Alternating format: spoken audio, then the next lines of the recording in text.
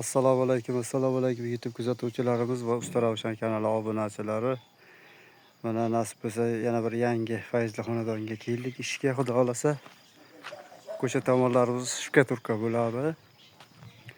Ichkari tomonlar ko'rsatib o'tamiz. Loy suvoq bo'ladi, darvozaxonalar ichi suvoq bo'ladi. Xonalarimiz ichi ham to'liq suvoq bo'ladi. Tak. Xonalarimiz ham hammasi suvoq bo'ladi. Xonalar ham suvoq bo'ladi.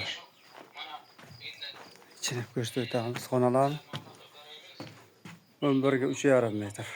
11,5 metrga 3,30. Balandligi 3,30 xonamiz. Zalimiz ham 15 metrlar bor. Xonachamiz ham suvoq qilinadi hammasi. Ko'chalarimiz ham Mirabenki to'liq suvoq bo'ladi, ichlari. Tashqarilari shtukaturka bo'ladi. Stashkalar qilingan. Suvog'imizni narxiga keladigan bo'lsak, metr kvadratiga 30 ming so'mdan gaplashilgan ustiga. Bajelka qilib suv oladi bog'son ustidan. Kimga qanaqa taklif savollar bo'lsa bemalol murojaat qilingizda javob qaytarishga harakat qilamiz. Bizni kuzatishda davom eting. Kanalimizga yangi bo'lganlar obuna bo'lishni unutmang. Ish jarayonimiz Qashqadaryo viloyati Kasbi tumani Mesit qishlog'ida bo'lyapti.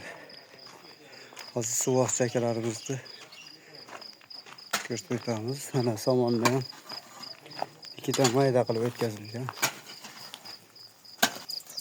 Astakalarimiz loy qorishni boshlashdi. Mana holat olsam bo'ldi, darsa ko'p bujulay bo'lamiz. Keyin yana yetaveradi. Mana shu holatda qoriladilar.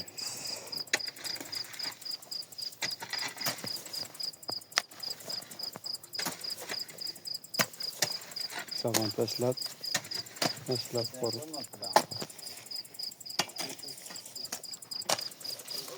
Kimga qiziq taklif savollar bo'lsa bemalol murojaat qiling.